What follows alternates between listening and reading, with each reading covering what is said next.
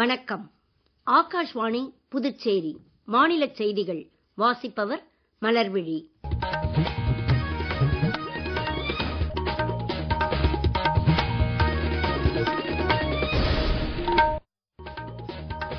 தலைப்புச் செய்திகள்.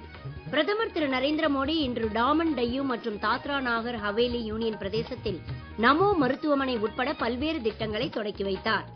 ஆரோக்கியமான இந்தியாவை உருவாக்குவதற்கான ஜன் ஔஷதி திட்டம் தற்போது உலகிற்கே உணர்வூக்கம் அளித்து வருவதாக பிரதமர் திரு நரேந்திர மோடி கூறியுள்ளார். ரிசர்வ் வங்கியின் ரெப்போ வட்டி விகிதம் வரவிருக்கும் நிதியாண்டில் 50 முதல் 75% புள்ளிகள் அளவிற்கு மேலும் குறைக்கப்படலாம் என கிரைசில் அறிக்கையில் தெரிவிக்கப்பட்டுள்ளது. தமிழ் உட்பட அனைத்து பிராந்திய மொழிகளின் வளர்ச்சியில் மத்திய அரசு மிகுந்த உறுதிப்பாடு கொண்டுள்ளதாக மத்திய உள்துறை அமைச்சர் திரு அமித்ஷா கூறியுள்ளார். இனி விரிவான செய்திகள். பிரதமர் திரு நரேந்திர மோடி இன்று டையூ, டாமன் மற்றும் தாத்ரா நாகர் ஹவேலி யூனியன் பிரதேசத்தில் சில்வாசா நகரில் 450 படுக்கைகள் கொண்ட நமோ மருத்துவமனை மற்றும் ஆராய்ச்சி மையம் உட்பட பல்வேறு திட்டங்களை தொடக்கி வைத்து வேறு பல திட்டங்களுக்கு அடிக்கல் நாட்டினார். இத்திட்டங்களின் மொத்த மதிப்பு 2587 கோடி ரூபாய் ஆகும். தொடர்ந்து பிரதமர் திரு நரேந்திர மோடி இன்று மாலை குஜராத் மாநிலம் சூரத்தில் அனைவருக்கும் உணவு பாதுகாப்பு வழங்குவதற்கான இயக்கத்தை தொடக்கி வைக்கிறார். 2,30,000 பேருக்கு கரீப் கல்யாண் அன்ன யோஜனா திட்ட பலன்களை அவர் வழங்குகிறார். உணவு பாதுகாப்பு சட்ட பயனாளிகளுக்கு கூடுதல் உணவு தானியங்களை இலவசமாக வழங்குவதற்கான பிரதமரின் கரீப் கல்யாண் அன்ன யோஜனா திட்டத்தில் குஜராத் அரசால் சேர்க்கப்பட்டுள்ள வேறு பல சமூக நலத்திட்டங்களின் பயனாளிகள் அடங்குவர். சர்வதேச மகளிர் தினமான நாளை குஜராத் மாநிலம் நவ்சாரியில் நடைபெறும் லட்சாதிபதி சகோதரிகள் மாநாட்டிலும் பிரதமர் திரு நரேந்திர மோடி கலந்து கொண்டு சுய உதவி குழுக்களைச் சேர்ந்த 2.5 லட்சம் பெண்களுக்கு மொத்தம் 450 கோடி ரூபாய் நிதி உதவிகளை வழங்குகிறார். மக்களுக்கு தேவையான மருந்துகளை தரமாகவும் மலிவான விலையிலும் வழங்குவதன் மூலம் ஆரோக்கியமான இந்தியாவை உருவாக்குவதற்கான ஜன் ஔஷதி திட்டம் தற்போது உலகிற்கே உணர்வூக்கம் அளித்து வருவதாக பிரதமர் திரு நரேந்திர மோடி கூறியுள்ளார். கோடிக்கணக்கிலான இந்திய குடும்பங்கள் மருத்துவ தேவைகளுக்காக செலவிடும் பணம் இத்திட்டத்தினால் பெருமளவில் சேமிக்கப்படுவதாக இன்று ஜன் ஔஷதி தினத்தையொட்டி சமூக ஊடகத்தில் வெளியிட்டுள்ள செய்தியில் பிரதமர் கூறியுள்ளார். நாட்டில் தற்போது இருதய சிகிச்சைக்கான செலவு முன்னெப்போதும் இல்லாத அளவில் குறைந்திருப்பதாகவும் மூட்டு மாற்று அறுவை சிகிச்சை மலிவாகி இருப்பதாகவும் அவர் தெரிவித்துள்ளார். பிரதமரின் தேசிய டயாலிசிஸ் திட்டத்தினால் சிறுநீரக நோயாளிகள் மிகுந்த பயன் பெறுவதாகவும் மக்கள் மருந்தகத்தில் வெறும் ₹1 விலையில் சானிட்டரி நாப்கின் விற்கப்படுவதால் பெண்களிடையே மாதவிடாய் கால சுகாதாரம் பரவலாகி இருப்பதாகவும் பிரதமர் தெரிவித்துள்ளார். பிரதமரின் ஜன் ஔஷதி திட்டம் சுகாதாரத்துறையில் புரட்சிகரமான மாற்றங்களை ஏற்படுத்தியிருப்பதாக மத்திய சுகாதார அமைச்சர் டாக்டர் ஜே.பி. நட்டா கூறியுள்ளார். நாட்டில் தற்போது செயல்பட்டு வரும் 15,000 ஜன் ஔஷதி மருந்து விற்பனை நிலையங்களால் அன்றாடம் கோடிக்கணக்கிலான மக்கள் பயன்பெற்று வருவதாக இன்று ஜன் ஔஷதி தினத்தையொட்டி வெளியிட்டுள்ள செய்தியில் அவர் கூறியுள்ளார். ஆரோக்கியமான இந்தியா ஒன்றை உருவாக்குவதில் அரசுக்குள்ள உறுதிப்பாட்டை அனைவரும் கொண்டாடுவதற்கான தருணம் இது என்றும் அவர் கூறியுள்ளார். சுகாதாரத்துறையில் வரப்பிரசாதமாக திகழும் ஜன் ஔஷதி என்னும் மக்கள் மருந்தக திட்டத்தினால் கோடிக்கணக்கிலான மக்களின் வாழ்க்கை மேம்பட்டுள்ளதாக மத்திய சுகாதாரத்துறை இணை அமைச்சர் திருமதி அனுப்பிரியா பட்டேல் தெரிவித்துள்ளார். 2023ஆம் ஆண்டு ஏப்ரல் மாதத்திலிருந்து 6.5% ஒரே அளவில் பராமரிக்கப்பட்ட ரிசர்வ் வங்கியின் ரெப்போ வட்டி விகிதம் வரவிருக்கும் புதிய நிதியாண்டில் 50 முதல் 75% புள்ளிகள் அளவிற்கு மேலும் குறைக்கப்படலாம் என கடன் தீர்ப்பு திறனை மதிப்பிடுவதற்கான கிரைசில் நிறுவனம் தெரிவித்துள்ளது. மக்களிடையே நுகர்வு அதிகரித்து கடன்கள் மீதான வட்டி விகிதம் குறைய இதனால் ஏதுவாகும் என்று வரவிருக்கும் நிதியாண்டிற்கான கிரைசில் நிறுவனத்தின் முன்னோக்கு அறிக்கையில் தெரிவிக்கப்பட்டுள்ளது. நாட்டின் பொருளாதார வளர்ச்சி குறையும் போக்கிலிருந்து மீண்டு நடப்பு நிதியாண்டின் 3வது காலாண்டில் 6.2% அதிகரித்துள்ள நிலையில் வரவிருக்கும் நிதியாண்டிலும் வளர்ச்சி விகிதம் ஸ்திரமாகவே நீடிக்கும் என அறிக்கையில் மேலும் தெரிவிக்கப்பட்டுள்ளது. சர்வதேச மகளிர் தினத்தையொட்டி தேசிய மகளிர் ஆணையம் நாளை புதுடெல்லியில் அகில இந்திய பெண் வழக்கறிஞர்கள் மாநாட்டிற்கு ஏற்பாடு செய்துள்ளது. மறுமலர்ச்சி இந்தியாவில் பெண்களின் பங்கை அதிகரிப்பதற்கான உத்திகள் குறித்து இம்மாநாட்டில் முக்கியமாக விவாதிக்கப்படும் என்று தேசிய மகளிர் ஆணையத்தின் தலைவர் திருமதி விஜயா ராகத்கர் இன்று புதுடெல்லியில் செய்தியாளர்களிடம் தெரிவித்தார். அகில இந்திய வழக்கறிஞர்கள் சங்கத்தின் ஆதரவுடன் கூடிய இந்த 2 நாள் மாநாட்டில் நாடெங்கிலும் இருந்து 1000க்கும் மேற்பட்ட வழக்கறிஞர்கள் பங்கேற்க உள்ளனர்.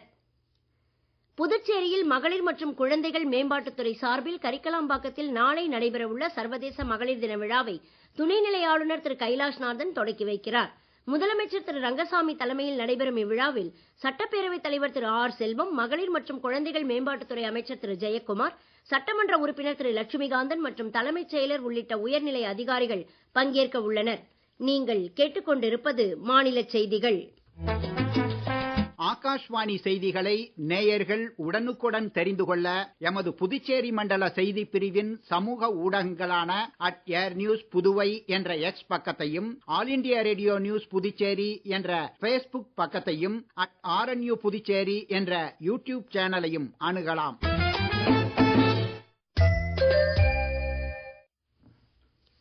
செய்திகள் தொடர்கின்றன.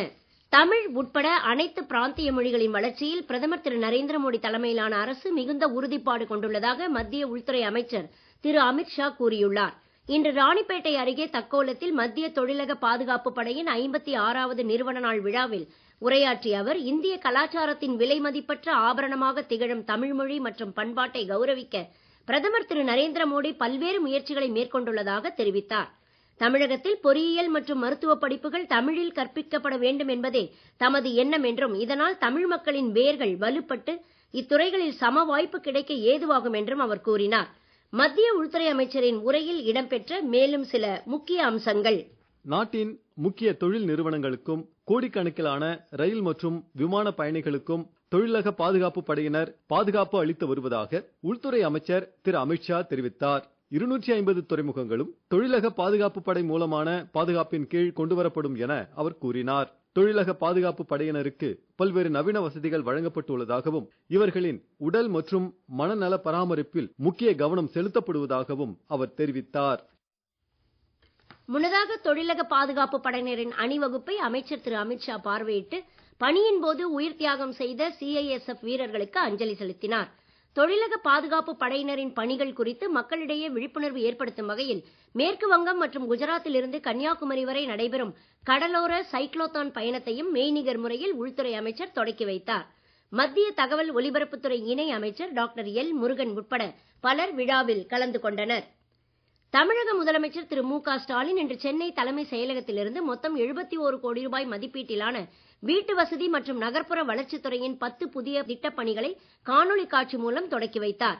சென்னை நகர ஆட்டோக்களில் பெண்களின் பாதுகாப்பிற்கான QR கோட் பொருத்துவதற்கான பெருநகர காவல்துறையின் திட்டத்தையும் அவர் தொடக்கி வைத்தார். சோழிங்கநல்லூரில் 200 கோடி ரூபாய் மதிப்பீட்டில் உயர்தர மின் மேலாண்மை மையம் அமைக்கும் பணிகளுக்கும் தமிழக முதலமைச்சர் அடிக்கல் நாட்டினார். இதனால் 500 பேருக்கு வேலைவாய்ப்பு கிடைக்கும் என தமிழக அரசு தெரிவித்துள்ளது. உலக கண் அழுத்த நோய் விழிப்புணர்வு வாரத்தையொட்டி புதுச்சேரியில் கண் மருத்துவர் சங்கம் மற்றும் ரோட்டரி சங்கம் சார்பில் காந்தி திடலில் ஏற்பாடு செய்யப்பட்டுள்ள விழிப்புணர்வு கண்காட்சி மற்றும் பரிசோதனை முகாமை துணைநிலை ஆளுநர் திரு கைலாஷ்நாதன் இன்று மாலை தொடக்கி வைத்து பார்வையிட்டார். நிகழ்ச்சியில் புதுச்சேரி நகராட்சி ஆணையர் திரு கந்தசாமி மற்றும் ரோட்டரி சங்க நிர்வாகிகள் கலந்து கொண்டனர். ஏராளமான பொதுமக்கள் இம்முகாமில் கண் பரிசோதனை செய்து கொண்டனர். புதுச்சேரியில் பல்வேறு துறைகளைச் சேர்ந்த ஊழியர்கள் நடத்தி வரும் போராட்டங்களையும் அவர்களின் கோரிக்கைகளையும் அரசு கண்டுகொள்ளவில்லை என முன்னாள் முதலமைச்சர் திரு வி நாராயணசாமி குற்றம் சாட்டியுள்ளார். இன்று புதுச்சேரியில் செய்தியாளர்களிடம் பேசிய அவர், தொகுதி மறுசீரமைப்பு மற்றும் மும்மொழி கொள்கையை மத்திய அரசு புதுச்சேரி மீது திணிப்பதாகவும், மாநிலத்தில் காங்கிரஸ் ஆட்சி அடுத்து வந்தால் மும்மொழி கொள்கை நீக்கப்படும் என்றும் கூறினார். துணைநிலை ஆளுநர் தமது அதிகாரங்களுக்கு உட்பட்டு செயல்பட வேண்டும் என்றும் திரு நாராயணசாமி வலியுறுத்தினார். திருத்தணி சோளிங்கர் நெடுஞ்சாலையில் இன்று டிப்பர் லாரி அரசு பேருந்து மீது மோதியதால் ஏற்பட்ட விபத்தில் 5 பேர் உயிரிழந்தனர், 20 பேர் காயமடைந்து திருத்தணி மற்றும் அருகாமை மருத்துவமனைகளில் அனுமதிக்கப்பட்டுள்ளனர். வரும் 9ஆம் தேதி வரை தமிழகத்தில் அதிகபட்ச வெப்பநிலை ஒரு சில இடங்களில் இயல்பை விட 3 டிகிரி செல்சியஸ் வரை அதிகமாக இருக்கும் என்றும், வட தமிழகத்தில் ஓரிரு இடங்களில் இயல்பை விட 4 டிகிரி செல்சியஸ் வரை அதிகமாக வெப்பநிலை பதிவாகலாம் என்றும் சென்னை வானிலை ஆய்வு மையம் தெரிவித்துள்ளது. வரும் 10ஆம் தேதி கடலோர தமிழகம் மற்றும் புதுச்சேரி காரைக்கால் மாவட்டங்களில் ஓரிரு இடங்களில் மிதமான மழை பெய்யக்கூடும் என்றும், 11ஆம் தேதி நெல்லை குமரி தென்காசி உள்ளிட்ட 6 தென் மாவட்டங்களில் ஓரிரு இடங்களில் கனமழைக்கு வாய்ப்பு இருப்பதாகவும் வானிலை அறிக்கையில் தெரிவிக்கப்பட்டுள்ளது. மீண்டும் தலைப்புச் செய்திகள். பிரதமர் திரு நரேந்திர மோடி இன்று டாமன் டையூ மற்றும் தாத்ரா நாகர் ஹவேலி யூனியன் பிரதேசத்தில் நமோ மருத்துவமனை உட்பட பல்வேறு திட்டங்களை தொடக்கி வைத்தார். ஆரோக்கியமான இந்தியாவை உருவாக்குவதற்கான ஜன் ஔஷதி திட்டம் தற்போது உலகிற்கே உணர்வூக்கம் அளித்து வருவதாக பிரதமர் திரு நரேந்திர மோடி கூறியுள்ளார். ரிசர்வ் வங்கியின் ரெப்போ வட்டி விகிதம் வரவிருக்கும் நிதியாண்டில் 50 முதல் 75% புள்ளிகள் அளவிற்கு மேலும் குறைக்கப்படலாம் என கிரைசில் அறிக்கையில் தெரிவிக்கப்பட்டுள்ளது. தமிழ் உட்பட அனைத்து பிராந்திய மொழிகளின் வளர்ச்சியில் மத்திய அரசு மிகுந்த உறுதிப்பாடு கொண்டுள்ளதாக மத்திய உள்துறை அமைச்சர் திரு அமித்ஷா கூறியுள்ளார். இத்துடன் இந்த செய்தி அறிக்கை நிறைவு பெறுகிறது. வணக்கம்.